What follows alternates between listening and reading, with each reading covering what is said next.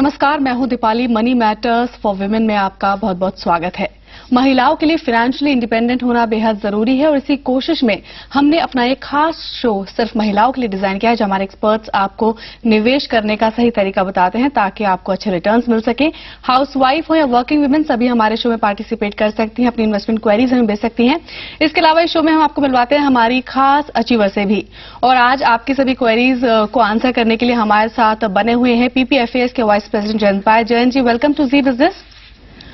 और सवाल जवाब के सिलसिले को आगे बढ़ाने से पहले आपको इस शो में पार्टिसिपेट करने का तरीका बता देते हैं। अगर आपके पास इन्वेस्टमेंट से जुड़ा कोई भी सवाल है तो आप हमें मैसेज कर सकती हैं। श्री लिखकर अपना सवाल लिखिए और सेंड कर दीजिए 57575 पर, या फिर आप हमें ईमेल भी कर सकती हैं shri@znetwork.com पर। और सवाल जवाब के सिलसिले को आगे बढ़ाते हैं। ज्योत्सना हमारे साथ बनी हुई है गुजरात से। ज्योत्सना, बहुत बहुत स्वागत है आपका जी बिजनेस में। पूछिए अपना सवाल। ज्योत्सना, बहुत स्वागत है आपका। हाँ, मैंने स्मार्ट यूलिप पॉलिसी ले रही हूँ जी। हेलो, कितना आप इसमें इन्वेस्ट कर रही हैं इस पॉलिसी में? हाँ, तो मैंने अभी 2 प्रीमियम 50,000 का भर चुकी हूँ जी। इस पॉलिसी के बारे में आप जानना चाहते हैं, किस तरह का इन्वेस्टमेंट है आपका? जयंत जी, ज्योत्सना हमारी कॉलर है गुजरात से। SBI लाइफ स्मार्ट यूलिप में ये इन्वेस्ट कर रही हैं पिछले 2 साल से। 50,000 रुपए हर साल का इन्वेस्टमेंट जो इनका प्रीमियम है ये पे कर रही हैं। आपकी सलाह जानना चाहती हैं, पॉलिसी कैसी है? एक्चुअली ज्योत्सना, स्मार्ट यूलिप के कई वेरिएंट्स हैं, ranging from 100% debt to 100% equity. तो मुझे पता नहीं कि आपने कौन सा ऑप्शन चूज किया है, लेकिन जनरली जो यूलिप पॉलिसीज हैं उसमें आप जितने ज्यादा टाइम तक निवेश करें उतना अच्छा है, क्योंकि अभी आपके 2 साल हुए हैं तो वैसे भी आप 3 साल तक सरेंडर नहीं कर सकते हो जी। लेकिन 3 साल के बाद भी अगर आप सरेंडर करना चाहोगे तो आप देखेंगे कि आपका जो सरेंडर वैल्यू है वो अपना जितना प्रीमियम भरा है उसका सिर्फ 30 या 40% होगा जी। क्योंकि बहुत से एक्सपेंसेस ऐसे हैं जो पहले 3 साल में कटते हैं जी। तो मुझे लग रहा है कि ये पॉलिसी में आप जितना ज्यादा निवेश कर सके, जितने समय तक निवेश कर सके वो अच्छा है। एंड मैच्योरिटी, जितना मैच्योरिटी है अगर 10-15 साल का है या एटलीस्ट 7-8 साल तक निवेशित रहे तो अच्छा है। जयंत जी, जब भी हम किसी यूलिप को इन्वेस्टमेंट के पर्पज से चुनते हैं तो आपकी सलाह यहाँ पर एक जानना चाहेंगे कि हमेशा अपने टारगेट्स हमें पता होने चाहिए, अपना पर्पज पता होना चाहिए इन्वेस्टमेंट का, उसके बाद ही हमें कोई यूलिप चुनना चाहिए? हाँ श्योर, पहले पता होना चाहिए कि अगर आपको इंश्योरेंस चाहिए कि इन्वेस्टमेंट चाहिए जी। क्योंकि अगर आपका इंश्योरेंस का लक्ष्य है तो आप मुझे लग रहा है कि टर्म इंश्योरेंस लेना चाहिए, क्योंकि कोई भी यूलिप में जो भी इंश्योरेंस कवर है वो just around 5 to 10 times of your premium होता है जी जी। तो अगर आपको बड़ा इंश्योरेंस कवर चाहिए तो बहुत बड़ा प्रीमियम भरना होगा आपको जी। यानी अपना इन्वेस्टमेंट का जो आपका नजरिया है उसको सोच समझ के ही आपको यूलिप में इन्वेस्टमेंट करना चाहिए। और 3 साल का लॉक इन पीरियड यहाँ पर होता है और अच्छे रिटर्न्स के लिए आपको लंबी अवधि का नजरिया यहाँ पर अपनाना चाहिए, कम से कम मैच्योरिटी तक होल्ड करना चाहिए। और अगला ईमेल है हमारे पास आदित्य मिश्रा गुड़गांव से, और ये अपने बेटे के लिए इन्वेस्टमेंट करना चाहते हैं, करीब 1.5 लाख रुपए की इन्वेस्टमेंट करना चाहती हैं। उनका जो टाइम होराइजन है वो 10 से 15 साल का है। आपकी सलाह जानना चाहती हैं आदित्य कि कहाँ इनको इन्वेस्ट करना चाहिए अपने बेटे के अच्छे भविष्य के लिए? एक्चुअली आदित्य, आपका जो टाइम होराइजन देख के मुझे लग रहा है कि आपको आइदर इक्विटी फंड्स में या बैलेंस्ड फंड्स में निवेश करना चाहिए, और वो भी मंथली SIPs के जरिए। तो अगर आप इक्विटी फंड्स चुनेंगे तो जो 3 फंड्स जो मेरी राय में अच्छे हैं वो एक है बेंचमार्क CNX 500 जी, दूसरा DSP टॉप 100 और तीसरा एक मिड कैप फंड है IDFC प्रीमियर इक्विटी। आपका टोटल अमाउंट है 1.5 लाख रुपए। तो अगर आप ये ऐसे 12 इंस्टॉलमेंट्स में डिवाइड करें तो 12,500 पर महीने का निवेश कर सकते हैं जी। तो 4,000 each into benchmark and DSP और 4,500 इंटू IDFC प्रीमियर इक्विटी, ये प्रपोर्शन रख सकती है। अगर आप एक बिगिनर हैं तो आप बैलेंस फंड्स के जरिए निवेश कर सकती हो जी, और उसमें 2 जो अच्छे फंड्स है, एक है DSP बैलेंस फंड और दूसरा है HDFC प्रूडेंस फंड, जो आप इक्वली से 6,250 पर मंथ निवेश कर सकते हो जी। यानी अदिति जी, किस तरह का आपको इन्वेस्टमेंट करना चाहिए, कैसा पोर्टफोलियो होना चाहिए, इसके ऑप्शन अभी आपने टीवी स्क्रीन पर भी देखे, जयंत जी ने बताया। और अगर आप बिगनर हैं तो आप बैलेंस फंड चुन सकती हैं। और जयंत जी, आगे बढ़ते हैं। नैना पटेल हमारे साथ बनी हुई है फोन लाइन पर। नैना, बहुत बहुत स्वागत है आपका जी बिजनेस में। पूछिए अपना सवाल। नैना, क्या आपको हमारी आवाज मिल पा रही है? जल्दी तो ठीक है। नैना, अगर आपको आवाज मिल पा रही है तो प्लीज अपना सवाल पूछिए। हाँ हाँ हाँ, मैंने LIC में और म्यूचुअल फंड में इन्वेस्ट किया है। जी तो जी, काफी सारे LICs हैं जिसमें आपने इन्वेस्टमेंट किया हुआ है। हाँ, मेरा म्यूचुअल फंड है HDFC और रिलायंस विजन फंड है। जी ये मेरा इन्वेस्टमेंट कैसा है आप? जी, जयन जी, एक पोर्टफोलियो है इनका। LIC में इन्होंने काफी इन्वेस्टमेंट्स की हुई हैं, करीब 6 LIC पॉलिसीज इनके पास हैं और म्यूचुअल फंड भी है जिसमें ये इन्वेस्ट कर रही हैं। आपकी सलाह जानना चाहती हैं कि इनका जो पूरा पोर्टफोलियो है कैसा है, अपने बच्चों के भविष्य के लिए इन्वेस्टमेंट्स कर रही है। नैना जी, एक आपने अच्छा किया कि आपने काफी एक अच्छा पोर्टफोलियो बना लिया, लेकिन इसमें 2 चीज आप करेक्ट कर सकते हो। एक तो जो भी इंश्योरेंस पॉलिसीज आपने चुने हैं वो ज्यादातर एंडोमेंट पॉलिसीज हैं। तो एंडोमेंट पॉलिसीज ज्यादा फिक्स्ड रिटर्न इंस्ट्रूमेंट्स में निवेश करते हैं और इसमें जो मैक्सिमम रिटर्न आपको मिल सकता है वो 7 से 8% पर एनम तक मिल सकता है। जी। तो ये जितनी अवधि बढ़ेगी उतना ये टोटल ये 7 to 8% काफी कम हो सकता है आपके लिए।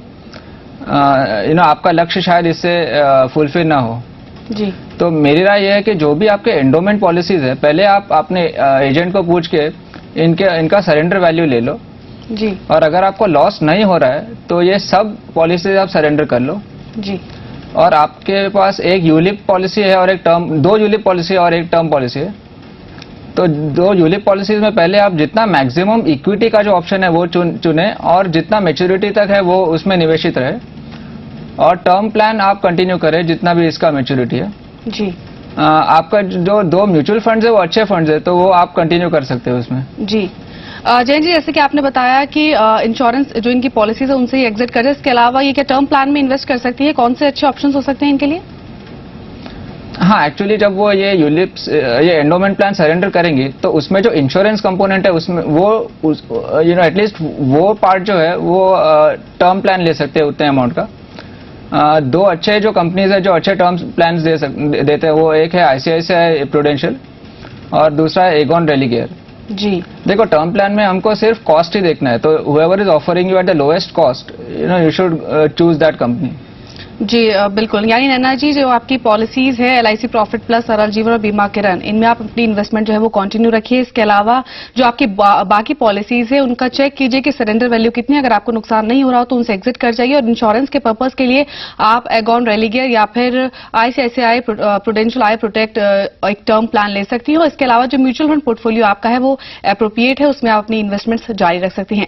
और सवाल जो आपके सिलसिले को आगे भी जारी रखेंगे, लेकिन यहाँ रुकते छोटे से ब्रेक के लिए। ब्रेक में जाने से पहले आपको इस शो में पार्टिसिपेट करने का तरीका बता देते हैं। अगर आपके पास कोई भी सवाल है तो आप हमें मैसेज कर सकती हैं। शी लिखकर अपना सवाल लिखिए और सेंड कर दीजिए 57575 पर, या फिर आप हमें ईमेल कर सकती हैं she@znetwork.com पर। और अभी रुकेंगे छोटे से ब्रेक के लिए।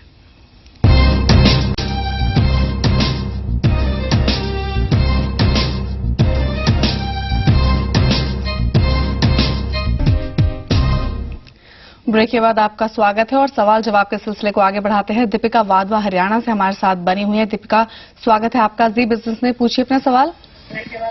मैडम, दीपिका जी, अपनी टीवी की वॉल्यूम प्लीज कम कर दीजिए और अपना सवाल प्लीज आप पूछिए। मैडम हम RD में 5,000 पे निवेश कर रहे हैं। जी। दीपिका जी, टीवी की वॉल्यूम प्लीज कम कर दीजिए और अपना सवाल पूछिए। 5,000 पे निवेश कर रहे हैं, ये म्यूचुअल फंड में हमको फायदा है या RD में फायदा है? जयन जी, 2.5 साल से ये करीब 5,000 रुपए पर मंथ RD में इन्वेस्ट कर रही हैं और आपकी सलाह जानना चाहती हैं क्या RD से एग्जिट करके, यानी रिकरिंग डिपॉजिट से एग्जिट कर म्यूचुअल फंड इनको चुनना चाहिए as option? Actually Deepika, whether to choose a recurring deposit और एन इक्विटी म्यूचुअल फंड, वो आपके लक्ष्य के ऊपर डिपेंड होगा। क्योंकि रिकरिंग डिपॉजिट में 2 एडवांटेजेस ये हैं कि आपको जो रिटर्न है वो पहले से ही आपको मालूम होगा, because the interest rate is known beforehand. जी। Second is, Reserve Bank of India के मुताबिक आपका कोई भी बैंक में 1 लाख रुपीज तक जितना डिपॉजिट है वो गारंटीड है, तो उसमें आपको प्रिंसिपल का लॉस नहीं हो सकता है। जी। तो ये 2 एडवांटेजेस इक्विटी म्यूचुअल फंड्स में नहीं है, क्योंकि एक तो उसमें रिटर्न गारंटीड नहीं है, प्लस आपने जितना भी निवेश किया हो उसका भी कोई गारंटी नहीं है, क्योंकि उसमें भी लॉस हो सकता है। जी। लेकिन हमने ये देखा है लास्ट 20 साल से कि जितना भी हम लोग लॉन्गर टाइम इक्विटी में निवेश करते हैं जी। उतना लॉस का रिस्क कम रहता है। तो अगर आपका लक्ष्य 5 साल है उससे ज्यादा है तो मुझे लग रहा है कि आपको इक्विटी फंड्स में निवेश करना चाहिए और आरडी बंद करना चाहिए जी। अगर आपका लक्ष्य ये 2 या 3 साल का है तो मुझे लग रहा है कि आपको आरडी कंटिन्यू करना चाहिए जी। और अगर ये आरडी जी जैन जी, अगर ये आरडी से एग्जिट करके म्यूचुअल फंड में स्विच करना चाहती हैं, जैसे कि आपने कहा कि अगर इनका लॉन्ग टर्म होराइजन है तो ये म्यूचुअल फंड चुन सकती हैं, तो कौन से म्यूचुअल फंड इनके लिए अच्छे हो सकते हैं? उनके लिए कोई भी इक्विटी डाइवर्सिफाइड फंड अच्छा है और मेरी राय में एक है बेंचमार्क CNX 500 इंडेक्स फंड जी, और दूसरा है फ्रैंकलिन ब्लू चिप जो एक लार्ज कैप फंड है। Normally large cap funds mid cap fund से ज्यादा सेफ होते हैं, स्पेशली फॉर बिगिनर्स। यानी दीपिका जी, जैन जी की यही सलाह है कि जो बैंक आरडी है वो एक सुरक्षित निवेश है, यहाँ पर आपके रिटर्न ऑलमोस्ट गारंटेड होते हैं। वहीं इक्विटी म्यूचुअल फंड्स में रिटर्न गारंटेड नहीं होते, लेकिन अगर आपका लॉन्ग टर्म होराइजन है, जो कि हमने देखा है कि इक्विटी म्यूचुअल फंड्स में अगर हम इन्वेस्ट करते हैं तो लंबे समय में जो रिस्क होता है वो कम हो जाता है और अच्छे रिटर्न मिलने की संभावना रहती है। तो अगर आपका टाइम होराइजन अच्छा है, आप लॉन्गर टर्म के लिए इन्वेस्टेड रह सकती हैं, तो आप आरडी से एग्जिट कर म्यूचुअल फंड में आप इन्वेस्ट कर सकते हैं। 2 म्यूचुअल फंड जैन जी ने आपके लिए बताया, बेंचमार्क CNX 500 और फ्रैंकलिन इंडिया ब्लू चिप, इन 2 फंड्स में आप इन्वेस्ट कर सकती हैं। और आगे बढ़ते हैं, माया हमारे साथ बनी हुई हैं, बहुत बहुत स्वागत है माया आपका, पूछिए अपना सवाल। मैम गुड इवनिंग जी। I want to invest 1 lakh rupees for 2 years. जी। Where should I invest? Please advise. जी जी जैन जी, 2 साल का इनका नजरिया है और 1 लाख रुपए इन्वेस्ट करना चाहते हैं, क्या सलाह है आपकी? जैसा कि मैंने पहले जवाब में कहा कि अगर आपका लक्ष्य 2 या 3 साल का है तो एक तो आपको फिक्स डिपॉजिट में आप निवेश कर सकते हो और अगर म्यूचुअल फंड में करेंगे तो आपको शॉर्ट टर्म डेट फंड्स चुनने चाहिए जी, क्योंकि इसमें लॉस ऑफ प्रिंसिपल का चांस कम है जी। That is the amount that you put in, you may not lose that. Equity funds में ये भी लॉस होने की संभावना है जी। तो अगर आप डेट फंड्स चुने तो 2 अच्छे डेट फंड्स है, एक Templeton India short term income fund जी, और दूसरा है HDFC शॉर्ट टर्म फंड जी। और क्योंकि डेट फंड है तो आपको SIP की जरूरत नहीं है, आप लमसम में डायरेक्टली 1 लाख का निवेश कर सकते हो। जी जैन जी, जैसे कि आपने बताया कि 2 साल का अगर इनका नजरिया है तो शॉर्ट टर्म डेट फंड चुन सकती हैं, तो क्या शॉर्ट टर्म डेट फंड्स में जो रिस्क होता है वो कम होता है? रिस्क ऑफ प्रिंसिपल कम होता है क्योंकि जितना भी आप निवेश करेंगे एटलीस्ट वो खोने का चांस कम है, 0 नहीं है लेकिन as compared to an equity fund काफी कम है जी। प्लस इन्होंने लास्ट 3 साल में रिटर्न्स भी अच्छे दिए हैं, आई मीन अराउंड 9% का रिटर्न एवरेज है जी। तो अगर हम लोग ये माने कि ये नेक्स्ट 2-3 साल में भी जारी रहेगा तो 9% इज नॉट बैड है जी। यानी माया जी, जो 2 साल का आपका नजरिया है इसके लिए आप शॉर्ट टर्म डेट फंड चुन सकती हैं और 1 टाइम इन्वेस्टमेंट कर सकती हैं, SIP के जरिए इन्वेस्टमेंट करने की आपको जरूरत नहीं है। और कौन से वो फंड्स हो सकते हैं जहां आप इन्वेस्टमेंट कर सकती हैं? वो है Templeton India short term income plan और HDFC शॉर्ट टर्म, इनमें आप इन्वेस्ट कर सकती हैं। और आगे बढ़ते हैं, अगला ईमेल है हमारे पास कोमल शर्मा का जैन जी, और ये करीब 1500 रुपए per month Reliance gold savings और रिलायंस ग्रोथ में इन्वेस्ट कर रही हैं और आपसे सलाह जानना चाहती हैं आपकी कि जो इनका ये पोर्टफोलियो है छोटा सा, ये कैसा है? Actually Reliance gold savings fund वो कंटिन्यू कर सकते हैं अगर उनके पास कोई ब्रोकर का ट्रेडिंग अकाउंट नहीं है, क्योंकि तो this is a good way to invest in gold ETFs। जी। अभी रिलायंस ग्रोथ फंड का परफॉर्मेंस मेरी राय में इतना अच्छा नहीं रहा है लास्ट 3 साल में जी।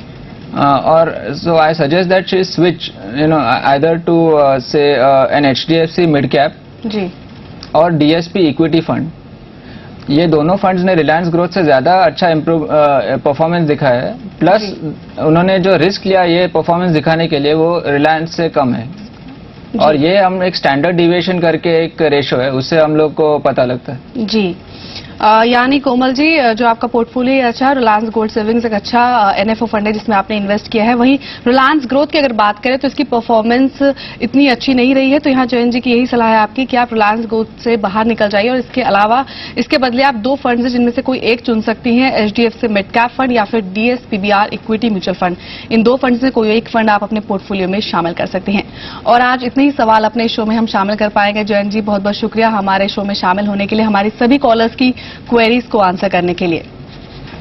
और मनी मैटर्स फॉर विमेन में रुकेंगे छोटे से ब्रेक के लिए। ब्रेक के बाद आपको मिलवाएंगे हमारी खास women achiever fashion designer Ritu Beri से।